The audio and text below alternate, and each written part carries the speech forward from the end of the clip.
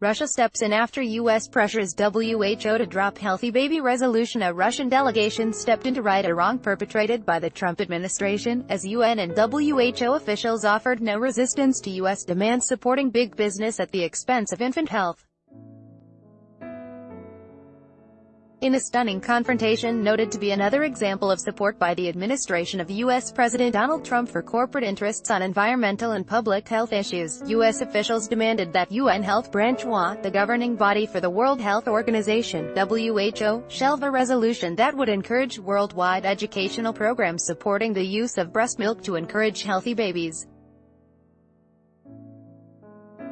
During the World Health Assembly (WHA) conference in Geneva in May, U.S. officials pressured Ecuador to drop its introduction of a simple global resolution that would encourage breastfeeding, a practice known to provide vastly superior health benefits to infants.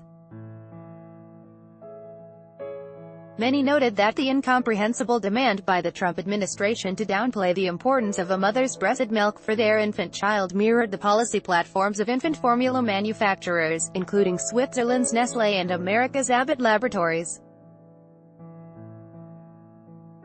Ecuador, faced with threats from U.S. Ambassador Todd C.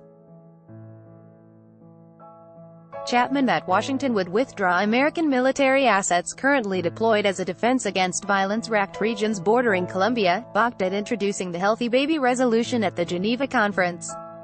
That was when Russia stepped in.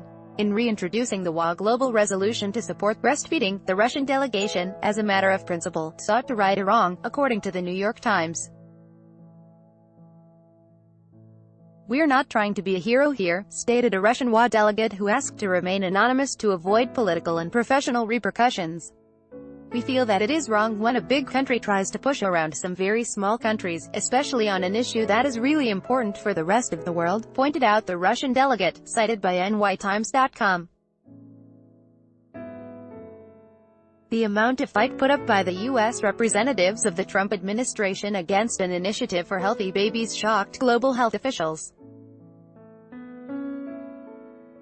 "We were astonished, appalled and also saddened," noted UK advocacy group Baby Milk Action Policy Director Patty Rundle, a member of the WHA decision-making body since the late 1980s.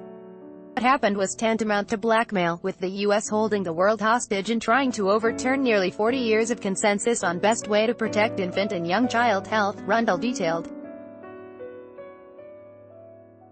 Although U.S. officials tried first to water down the Healthy Baby Resolution, one that simply asks governments to protect, promote and support breastfeeding, and then tried coercion, including threats of punishing trade sanctions and the withdrawal of crucial military aid, Washington was ultimately unsuccessful in its hardball tactics, according to over a dozen delegates representing several countries who were present for the Geneva WHA showdown, according to nytimes.com.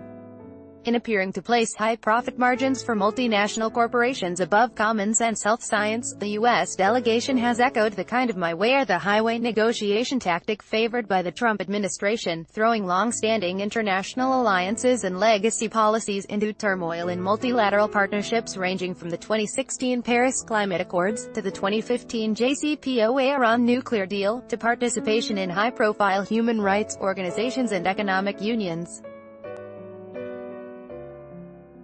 The Global Health Center at the Graduate Institute of International and Development Studies in Geneva director, Ilona Kickbush, noted a growing suspicion that Trump could deeply damage international health institutions like WHO and the United Nations, even as those organizations work to contain global epidemics including Ebola, diabetes, and cardiovascular-related diseases on the rise in the developing world. "It's making everyone very nervous," observed Kickbush. "If you can't agree on health multilateralism, what kind of multilateralism can you agree on?" Made up of health ministers from its 194 member states, the World Health Association (WHA) is the governing body of the World Health Organization (WHO) and is the highest health policy organization in the world.